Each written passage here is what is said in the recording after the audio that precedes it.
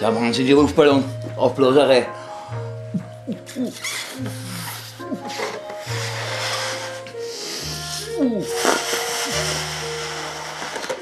Da geht die Lupe aus.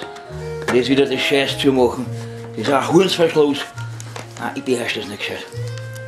Ich bin da ungeschickt. Da einen Knopf reinmachen ist Horror.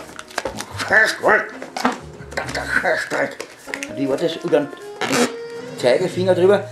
Den schneide ich mir ja an. Oh nein, das muss nicht.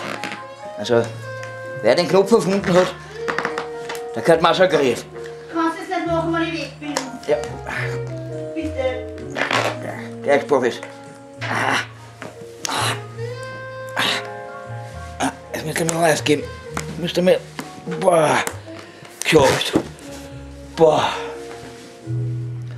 Next one. Ja, da.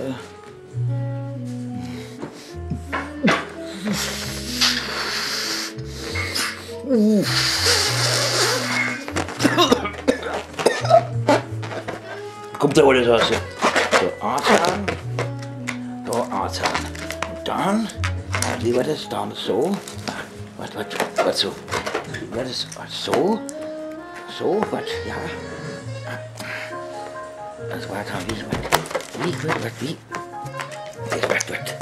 Das ist Wahnsinn. Oh, das ist ja wohl. Na gut, okay. Also ein Händel in den Hals dran ist leichter. Hier war nix, geht nicht. So bist du. Jetzt hab ich's gleich. Ich glaub, jetzt hab ich. Komm her! Geschafft. Also, man glaubt, du machst es schwerer wird. Ja, das ist Ärger als im Mager hakeln. Ärger. Da zahle ich lieber zig Paletten und Zahn. Dutzende Kartons. Arsch. So, was soll ich mir da drüber? Ja, der hat 2 Flaschen Bier normalerweise nach der hocken.